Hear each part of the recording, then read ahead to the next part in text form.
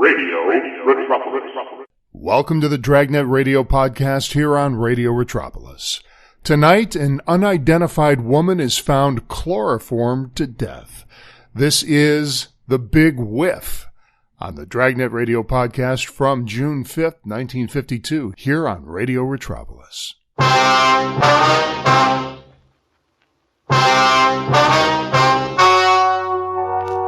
story you are about to hear is true. The names have been changed to protect the innocent. Fatima Cigarettes, best of all king-size cigarettes, brings you Dragnet on both radio and television.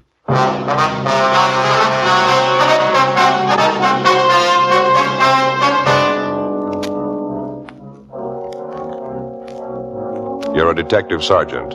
You're assigned to homicide detail. A woman is found dying in a vacant lot. Her identity unknown. Your job? Investigate.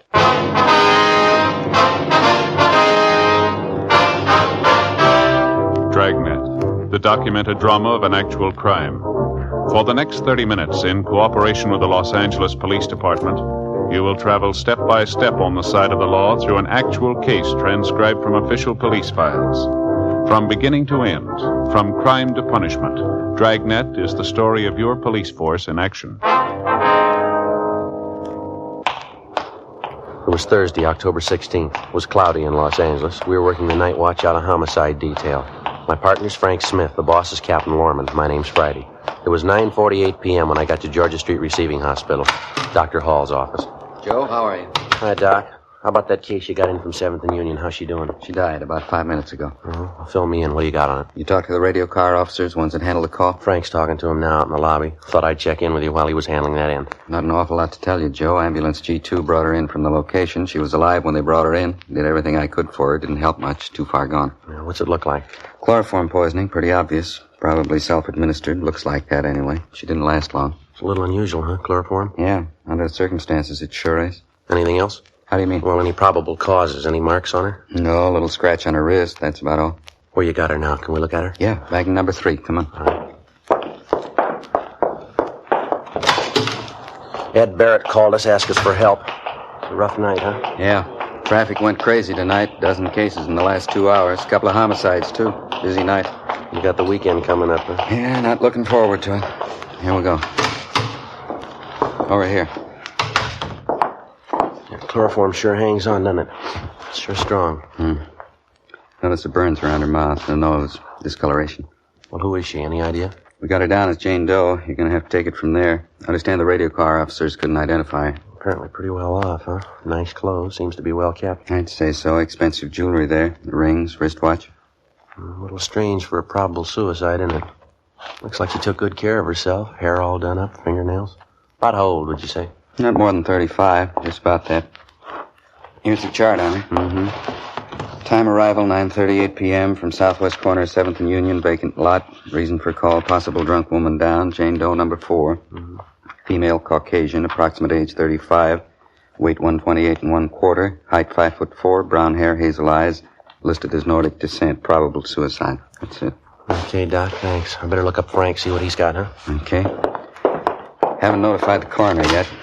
You fellas want to take care of that? Yeah, sure, we'll call him. About all we can do unless we find some relatives to notify, huh? Joe? Yeah, Frank. Oh, hi, Doc. How are you? Frank, looks like you're losing weight. Yeah, 4 pounds in 2 weeks. Not too bad for me, anyway.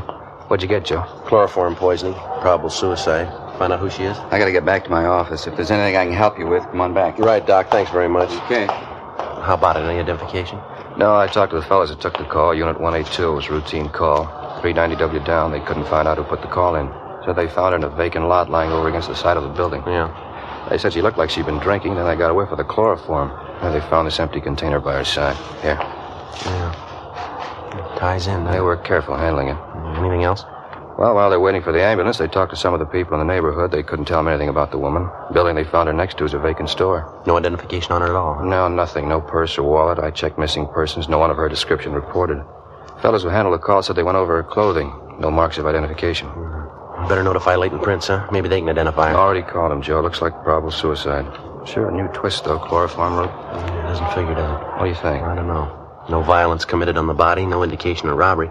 She had a wristwatch on, rings, too. I wouldn't figure anyway. Chloroform angle. Yeah. No other physical evidence out there, huh? I mean, besides the chloroform container? Nothing else besides a handkerchief. Yeah, a plain white handkerchief, chloroform on it. They found it next to the body. It's the only thing that doesn't fit 100%. What do you mean? It's a man's handkerchief. 10:25 p.m. Frank and I took the dead woman's clothing, the handkerchief, and the almost empty container of chloroform and drove back downtown to the office. We dropped off the clothing and the handkerchief at the crime lab to be processed for possible identifying marks. The chloroform container was taken to latent fingerprints for examination. The following morning, the body of the unidentified woman was taken to the county morgue for posting. As soon as the dead woman's prints were made available to us, they were checked through our record bureau and also through the record bureau at the sheriff's office. In addition, they also made a run on her description. They were unable to identify her. We checked with the crime lab, but they couldn't help us either. A detailed examination of the dead woman's clothing failed to yield any leads as to her identity. Latent prints didn't have any better luck with the chloroform container. The only prints they found on it were those of the dead woman. Meantime, the morning papers had picked up the story and given it front-page billing. 11:16 a.m. How's that again, Doc? Uh-huh. Yeah, I see. Mm-hmm. A little unusual, wouldn't you say? Yeah. Okay, we'll pick it up after lunch. Right, goodbye. Anything? Yeah, Doc Cephalo at the morgue just finished posting the body. What'd he say? The chloroform killed her. They even found traces of it in the stomach. Huh? That's right. It's a weird one, isn't it? Doesn't leave much doubt. Suicide. There's no indication it was anything else, is there? I got it. Homicide, Friday talking. Yes, sir. Yeah? Mitchell? Mm-hmm. That's so. Yeah, sure, be glad to. Yeah, we'll be here. You want to give us your address? Hello? Well, here we go. What was it, Joe? Somebody by the name of James Mitchell. He's on his way down to see us, wants to talk to us about the dead woman. Yeah? He says he killed her. 11:50 a.m. While Frank and I waited around for Mitchell to show up, we checked his name through R&I, but we were unable to find anything on him. A few minutes before 1 p.m., a short, blonde-haired man in a blue serge suit entered the squad room and asked for us. He introduced himself as James Mitchell. Frank and I took him to the interrogation room where we started to question him. He told us he was a steel worker by trade, currently unemployed. He said he was originally from Alabama, that he'd been in California for approximately 2 years. After that, he lapsed into silence. We tried to question him about the dead woman, but we made little headway. The only admission we could get from him was that he killed the woman. Outside of that, he refused to say anything. Now, how about it, Mitchell? What's the trouble? You called us, volunteered a confession. You said you killed the woman. You wanted to tell us a story. Now, why don't you answer our questions? Jim, how about it? Aren't you feeling well? Want us to call a doctor? Jim? You're not giving us much of an out, mister. You volunteered to make yourself a suspect in this thing. You say you killed the woman. Now, why don't you answer the questions? We can't keep this up forever. You ought to know that. You haven't answered a question in almost an hour now. Look, if you're not going to talk, Jim, there's only one thing we can do. We're going to have to book you. Mitchell? Is that what you want? Go ahead and book me. I killed her. Go on, book me. Well, why can't you tell us the story? Now, you admit you killed the woman. Why won't you tell us about her? Why should I? I killed her. That's all you have to know. You said on the phone you'd tell us the whole story, didn't you? Now, what made you change your mind? You got the story. I killed her. All there is to it. You know better than that, Mitchell. You know the woman very well? No, not very well. What was her name? Mary. Mary what? Mary, that's all. I met her in a bar. I didn't know her well. I killed her. That's all you got to know. I had to. Why'd you have to, Jim? I don't have to tell you. I had a reason. Good reason. Robbery? I don't have to say. You have a fight with her? Lover's quarrel? Maybe. What's the difference? Now, this bar where you met Mary, that in downtown L.A., was it? Yeah, it's downtown. She had it coming. I'm glad I did it. Not worth much, huh? She was when I met her. Well, what happened? She go off the deep end? Guess so. What's the difference? She's dead. But why'd you turn yourself in, Jim? Figure you couldn't beat it? Maybe. How do you mean? I could have stayed out of your way if I wanted to. For a while, anyway. I didn't want to. Why not, Jim? Good reason. I'm glad I killed her. She had it coming. Now go ahead and do what you want. I know what the rap is. I'll pay for it. Well, if you're willing to take the rap, Jim, why not tell us the whole story, huh? You got the story. I killed her. That's all you need. Don't you want to brief us in on the details? How it happened, how it came about? Might be extenuating circumstances. You can't tell. Well, how you mean? Different things that might throw a new slant on the case. Court's not going to hand down a decision till they get the whole story. You mean about Mary? I'll never tell them about her. Lousy things she did to me. Never tell anybody about it. Must have been pretty bad, huh? I mean, the way you took it out on her. She was rotten. All the way through. I had to kill her. Well, what happened with the chloroform, Jim? Didn't it work fast enough for you? Chloroform? Yeah, huh? Didn't it react on her fast enough for you? No, it didn't. I hated her. Yeah, I guess you did. Must have had quite a scrap with her. Struggled quite a bit, didn't you? Yeah, she fought me all the way. I got her, though. I hated her. Out of my mind, I hated her so much. Well, we've been trying to figure it out, Jim. What'd you hit her with? I mean, around the head and on the neck. What'd you use? A piece of metal? Yeah, angle iron. Uh-huh. Kind of lost my head. I kept beating her. She tried to scream, but I had my hand over her mouth, and then she fell down. She didn't make a sound after that. I see. Well, how come you took her jewelry? I mean, if you just wanted to kill her, how is it you took all her valuables, too? Jim? How about it, Mitchell? Well, I don't know. Spur of the moment, I guess. I took them, but I didn't keep them. I threw them away. I don't remember where. I'm glad it's over. All right, Jim. Now, what's this all about? You didn't kill that woman. You know that as well as we do. Well, what are you talking about? Of course I killed her. She's dead, ain't she? How many times do I have to admit it? The woman had one mark in her body, Mitchell, a small scratch on the wrist. Huh? Not a single wound on the head, none on the neck either. Well, I killed her. That's all you got to know, not saying anything else. All the woman's valuables weren't taken either, Jim. She was found with a couple of rings on her hands, an expensive watch, a bracelet, too. Now, come on, Jim. What's the angle here? You can't prove I didn't do it. You can't prove that. I think we can. Now, why can't you just take my word for it? It's the queerest setup I ever saw. I'm willing to admit I killed her and you won't believe me. What kind of cops are you anyway? Where'd you spend last night, Jim? Where were you? I don't know. I don't remember. You remember. Now, how about it? It's the queerest setup I ever saw. Whole town. You wouldn't believe it. Yeah? Look, I come here from Alabama. I told you that. I've been here for 22 months. A long time. It's almost 2 years. Mm-hmm. Queerest town I ever saw. Thousands of people all over. Millions of them. People all around you, all over the place, everywhere you go. I didn't know any of them. Not a one. They didn't know me. 22 months. Couldn't get to know nobody. I still don't. They don't know me either. Yeah. Tried to get acquainted. Just seemed I never could. Nobody knew me. Nobody cared. They didn't even know who I was. Well, what kind of town is that? 22 months right here. They don't even know who I am. Nobody knows. Living alone, you just get sick of it. Get sick and tired of it. That's what brought all this on, huh? Well, I mean, at least they'll notice me. They'll know I'm here. I killed a woman. They'll know who I am now. You ever spend any time in a hospital, Mitchell? Institution? Now, what'd you have to ask that for? Just 'cause I want to know people, want to notice me? That doesn't make me crazy. Can't be alone all the time. You got to have somebody notice you. Were you ever in an institution, Jim? Just once, only a couple of months. It wasn't anything. Look, can't you just forget what I said? I mean, I told you I killed a woman. The papers are going to be out pretty soon, pictures and things, probably a big write-up. Yeah. Well, can't we let it go at that? I killed her. Just forget the rest? No, I'm afraid not. Why not? We'll just make out it's that way. People get to know me anyway. At least they'll know I'm around. I won't be alone. There's no use worrying, Jim. Huh? You won't be alone anymore. 1:38 p.m. We continued to question the self-accused suspect, James Mitchell, and he finally told us that he'd been confined for a period of 18 months in a state mental hospital in Alabama. That had been more than 3 years before. The questioning also left no doubt in our mind that Mitchell had nothing at all to do with the death of the unidentified woman. A sister of Mitchell's living in Alabama was contacted, and she agreed to come out west as soon as possible to look after her brother. In the meantime, he was delivered to the care of psychiatrists at the county hospital. The incident of a man confessing guilt of a crime of which he's wholly innocent certainly wasn't anything new. Like police officers all over the country, all over the world, we've come to accept it as almost a routine part of a criminal investigation. Most of the time, the would-be criminal's suffering with mental trouble. Sometimes it's a thirst for notoriety. In any event, they all have to be checked, every one of them. It means time, trouble, and money. Hours of cautious interrogation. More hours of checking stories that have basis only in the imagination of a sick mind. They slow the investigation, they waste hundreds of man-hours, but like anonymous leads or would-be witnesses, they can't be ignored. It's part of the job. Saturday, October 18th, the newspapers continued to cooperate by giving us front-page space to the story of the unidentified woman. Joe? Yeah, how'd you do? Nothing. Identification wasn't even close. How about Brian and Lopez? What'd they do on that call of theirs? Well, they're over at the morgue now with a boy, 16-year-old. Kid was pretty wrought up when he came in. Well, we sure had a parade of them. All last night, all this morning. Well, it doesn't hurt our chances any. The more, the better. I suppose so. Not going to make much headway if we can't identify her. Any answers on that all points we got out on it? Yeah, 4 of them. They all been checked. Nothing. Chewing gum, Joe? New kind, tangerine flavor. No, thanks. How about that check of the hospitals around town?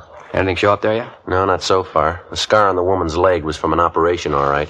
Doc figures it might not have been done in a hospital, though. It was a minor operation. Could have been done in a doctor's office, maybe. That'd stop it, sure.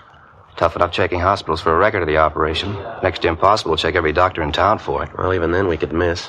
Don't know where the woman's from. She could have had the operation done anywhere. I'll get it. Homicide, Friday talking. Yeah, Tom. No. You did? That's so. Yeah, okay, fine. You bet. Thanks, Tom. It was Brian. He and Lopi are driving that boy over to Georgia Street, the 16-year-old. What happened? Well, they took the boy to the morgue. They showed him the body. Asked him if he recognized it. What's he say? It's his mother. 2:05 p.m. Frank and I left the office and drove over to Georgia Street Receiving Hospital.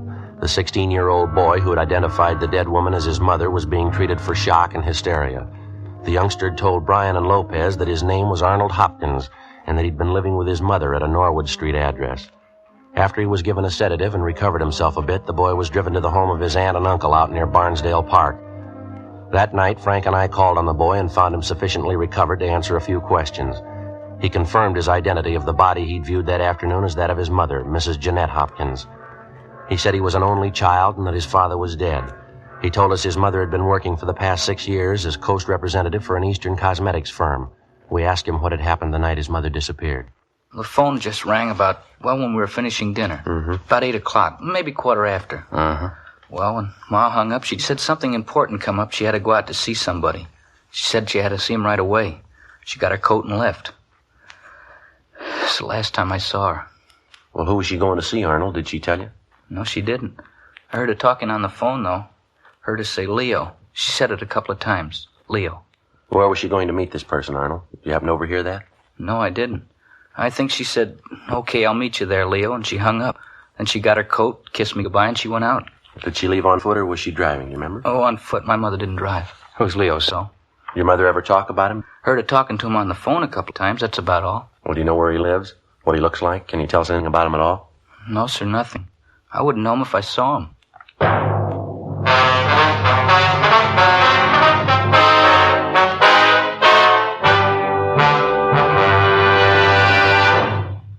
You are listening to Dragnet, authentic stories of your police force in action.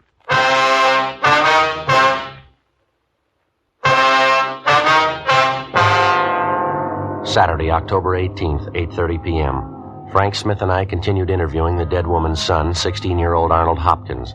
The big lead pointed in the direction of the man known as Leo, who telephoned Mrs. Hopkins Thursday night, little more than an hour before she died, and made an appointment to meet her. It was a good lead, but it didn't go too far. All the boy could tell us was that the man's name was Leo. He'd heard his mother address a man by that name on the telephone several times, but that was the extent of it. He didn't know Leo's last name. He didn't know where he lived. He had no idea where his mother was to meet the man the night she died. We talked to the boy's aunt and uncle, the dead woman's brother and sister-in-law, but they couldn't help us either. Frank Smith and I obtained a list of all of Mrs. Hopkins' friends and business associates known to the son and the aunt and the uncle. We spent the rest of the weekend checking with them. Most of them gave us pretty much the same story. Mrs. Hopkins was well-liked and well-respected, both in her business and private life. She was devoted to her teenage son. She didn't drink, and socially her behavior was beyond question.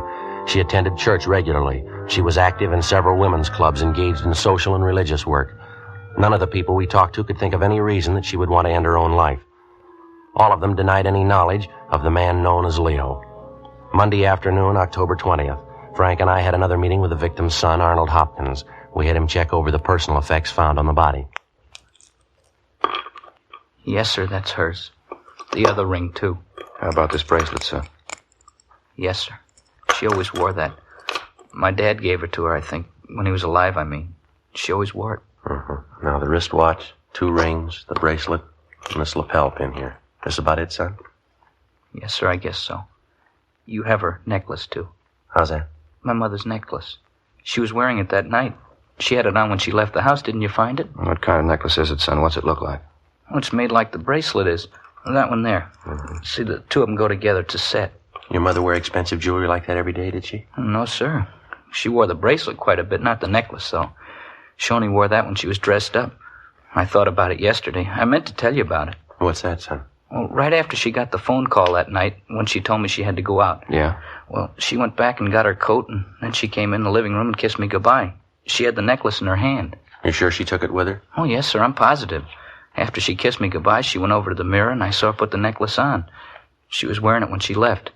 I didn't think much about it till later on. Most of the time, she only wears it when she dresses up. She wasn't very dressed up that night. Joe? Yeah. Can you describe the necklace for us, son? Exactly what it looks like? Yes, sir, I think I can. When you saw your mother with a necklace on, did you think to ask her about it? Yeah, I did. She said she was wearing it because she wanted to look pretty. She was going to meet a good friend. Mm-hmm. And she didn't say where? No, sir. I guess she was wrong, huh? About her necklace, I mean. No, son. About her friend.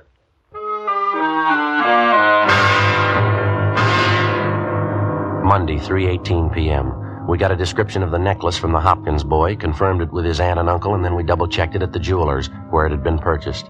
After that, we contacted the pawn shop detail and burglary division. The necklace and its description was put on the stolen property list, and copies were sent to second-hand jewelry stores and pawn shops throughout the area. We also got out a broadcast and an APB on it. 4:15 the following afternoon, we got a reply from the San Diego Police Department. A pawn shop owner down there had reported taking in the necklace the Friday before, which matched the description of the one we were looking for. The man who pawned the necklace listed his name in the pawn shop's buy book as Raymond Butler. San Diego officers had checked out the home address that he'd given. It was a vacant lot. The necklace was sent back to Los Angeles, where it was identified as Mrs. Hopkins. The description of the man who'd pawned the necklace was forwarded from San Diego together with a photostatic copy of the suspect's signature, and we got out an all-points bulletin on him. 2 days passed. Nothing. Along with Brian and Lopez, we continued checking all public places in the general area where the body of Mrs. Hopkins had been found. You got anything, Frank? Talked to a man by the name of Wagner, Joe. He told me she used to do a lot of traveling, business trips, most of them to San Diego. Uh-huh. Wagner says he heard she had a boyfriend down there, a tall, dark-haired fellow. That's all, no name. I get it. Homicide Friday. What? Oh, yeah, Lopey. Mm-hmm. Where? Checks out, does it? Yeah, that's good. Fine. Okay, thanks, Lopey. Yeah, right away. Anything, Joe? Lopez, he and Brian just checked a bar out in the neighborhood where the body was found. Mm-hmm. They talked to the bartender in the place, showed him the description of the man who pawned the necklace. Bartender says he knows the man. You sure? Pretty sure. He told Brian and Lopey that the man's either a boxer or a wrestler, something like that anyway. You know the man's name, where he lives? Says his name's Taylor, no home address. You know his first name? Yeah, Leo. 1:25 p.m. After interviewing 4 other people who were in the bar the night of Mrs. Hopkins' death, Lopez and Brian checked back in at the office. They told us that at least one of the 4 persons they talked to, in addition to the bartender, was sure that the description of the suspect who pawned the necklace fitted a man known as Leo Taylor, who was in the bar the previous Thursday night. He was seen in the place between 8:30 and 9 p.m., and he was seen with a woman answering Mrs. Hopkins' general description. The bartender had no idea where the man lived, but he seemed fairly certain of the man's name, Leo Taylor, and his occupation, either wrestling or boxing. 5:05 p.m. We made a run on Taylor's name and description through R&I, and we got a make. We checked his handwriting, and that matched out also. He had 1 previous arrest for assault and disorderly conduct. His residence was a West 11th Street address. We checked it out, but he'd moved 6 months before. The landlady had no forwarding address on him, but she told us one of the places he used to frequent was a gym on South Olive down near Olympic. We ran it down. How about it? All right, come on. I'm getting tired of pushing it back. Come on. I checked with the fellow in the office over there, Joe. Says the man we once taking a shower back there, locker room. All right. In here? Yeah. Go ahead. Yeah. Hey, excuse me. Your name Leo Taylor? How's that? I said, are you Leo Taylor? Yeah, that's right. What is it? Police officers would like to talk to you. Oh, I'm taking a shower right now. You want to wait a while? Won't keep, Taylor. We want to talk to you now. All right. All right, what's the rush? What's it all about? I want to talk to you downtown. What do you want me downtown for? A routine check. Like to ask you a few questions. About what? Jeanette Hopkins? That's so? What about her? When's the last time you saw the woman, Taylor? I don't know. A couple of months ago. At least that. Why? We can talk about it downtown. Well, let's talk now. It'll take me a little time to get dressed. What's the pitch? You know as well as we do. You want to throw me that shirt, Mac? Thanks. What do you mean I know as well as you do? Know what? No rush, Leo. We can talk downtown. I read about it in the papers. Terrible thing. I was going to look her up one of these days. It's too bad. You live in Los Angeles, Taylor? Yeah, why? Ever get down to San Diego? Once in a while, not too often. You don't think I had anything to do with it, do you? How do you mean, Leo? With what? I mean, Jeanette, she's dead. You don't think I had a hand in it, do you? I tell you, I'm on a level with you, Leo. We've been on this thing a week. We've got you placed in San Diego. We've got you placed here. You say you haven't seen Mrs. Hopkins for 2 months. We can do a lot better than that. You were with her in San Diego 2 weeks ago. You were drinking with her in a bar out there last Thursday night. You were with her 20 minutes before she died. We got all we need, Leo. Got my coat there, Graven? Check the pockets, Frank. Yeah. Gonna take a lot of proof. I guess you know that. Gonna take a lot of it. We got it. Better have. Let's see. Keys, wallet, comb. Yeah. Okay, let's go. No, just a minute, Leo. Yeah? Pawn ticket here. You forgot it.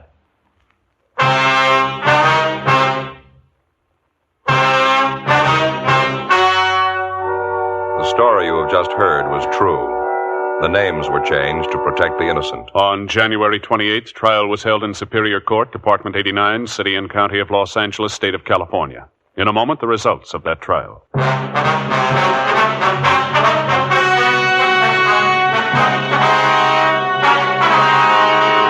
When confronted with the evidence and testimony against him, Leo Francis Taylor broke down and confessed to the murder of Mrs. Jeanette Hopkins. She'd been paying blackmail to Taylor in order to keep their affair secret, but a month before her death, she refused to pay him any more. Taylor threatened her again, and she agreed to give him the necklace as a final payoff. At their meeting, Taylor demanded cash. His victim threatened him with arrest, and he administered the chloroform. Taylor was tried and found guilty of first-degree murder and was sentenced to a life term in the state penitentiary.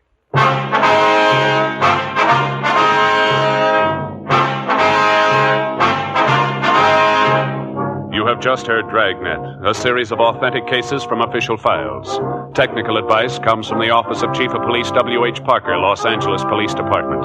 Technical advisors Captain Jack Donahoe, Sergeant Marty Wynn, Sergeant Vance Brasher. Heard tonight were Herb Ellis, Vic Perrin, Gil Stratton, Jack Crucian. Script by Jim Mosey. Music by Walter Schumann. Hal Gibney speaking. King Size Fatima, made by the same people who make popular Chesterfield cigarettes, has brought you Dragnet, transcribed from Los Angeles.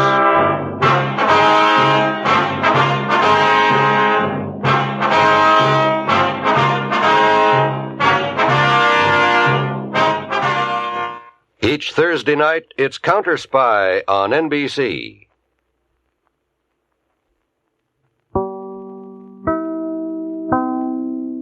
That was the big whiff from June 5th, 1952, here on the Dragnet Radio podcast on Radio Retropolis.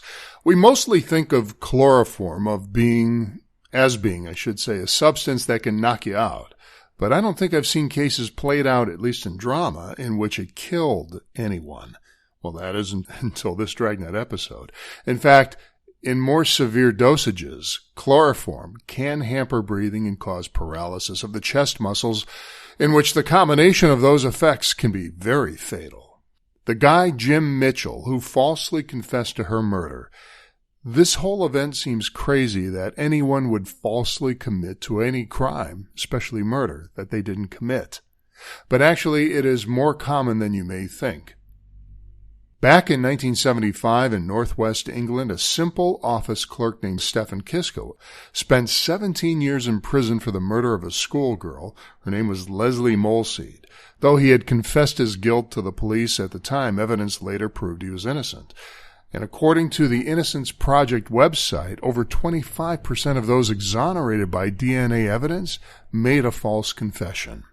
Friday caught on early enough that Mitchell was lying and employed what is known as the Reed technique, which is the staple for police officers in interrogations. And that is how they find out if a suspect is lying or telling the truth. It was named after former police chief of Chicago, John Reed. Now, if the interviewer thinks they are lying, they interrogate them in a way that presumes guilt. As part of this technique, interviewers may also lie about the evidence, just as Friday did by describing how the woman was killed, just to see if the suspect would corroborate the lie, or perhaps deny it. Of course, when used incorrectly, this technique can also cause the opposite to happen. An innocent person may be convinced they did do it. Some people are more likely to agree with an officer's account of the event, or change answers based on feedback. Many believe this is what happened to Brendan Dassey, the minor at the time with this low IQ, in the Making a Murderer documentary series. Those with a lower understanding of their surroundings, such as Dassey, or really any child, may have less understanding of consequences, or perhaps they look to please the interviewer by getting to the end of the session, and therefore will agree to anything thinking they are talking to somebody who will help them get back home if they do. That's really what it's all about. They just want to go home. This is what happened with Stephen Kisco, as he had the mentality of a 12-year-old and had no solicitor intervening for him in the interrogation. He retracted his confession during the trial, but it was too late. But why would someone willingly admit a murder? Well, one is fame. The Black Dahlia murder remains unsolved, yet many have claimed to have killed and butchered Elizabeth Short in 1947. The same can be said for John Benet Ramsey. The need for attention is too powerful for many weak-minded people who perhaps were bullied or left out of social groups. You pick the psychological analysis here. The second reason is if there is no way to prove otherwise, and therefore a confession of guilt, well, it might be the easiest penalty. The third is one we just spoke about, and that is initial police coercion. Peter Riley is one such victim. After Riley found his mother dead in 1973, he became the primary suspect in her murder. He didn't do it, and willingly took a polygraph test, which he had passed, except the police told him he failed, which then made it easy to convince him of his own guilt. After hours of interrogation, Riley delivered a full written confession, and he went to prison. Now, the good news is that he was exonerated after new evidence proved that his confession didn't match the timeline of the murder. A TV movie, A Death in Canaan, with Brian Dennehy and Stephanie Powers, recounted the whole story. It aired on the CBS Wednesday Night Movies on March 1st, 1978. Arthur Miller wrote his one-act play Some Kind of Love Story in 1984, which was loosely based on the same incident. It was made into a feature film called Everybody Wins in 1990, starring Deborah Winger and Nick Nolte. Gil Stratton, one of our guest stars tonight, who became a famous sportscaster, appeared in the role of Arnold Hopkins, I believe, since Stratton did play more youthful roles on radio dramas, including as Betty's boyfriend in Father Knows Best, the radio version we're talking about. But sports announcing is where he found his true calling horse races at Santa Anita and Hollywood Park, the Kentucky Derby, Major League Baseball was another, and he was the voice of the LA Rams in the 1960s. He died on October 11th, 2008, at the age of 86. In our cast tonight, Jack Webb. Herb Ellis was Friday's partner tonight. Vic Perrin, Jack Crucian as well guest starred. Our announcer, George Fenneman. Hal Gibney, our host. Script by James Moser and music by Walter Schumann. And that'll do it for us tonight. That was The Big Whiff from June 5th, 1952, here on the Dragnet Radio Podcast on Radio Retropolis. This is Radio Retropolis.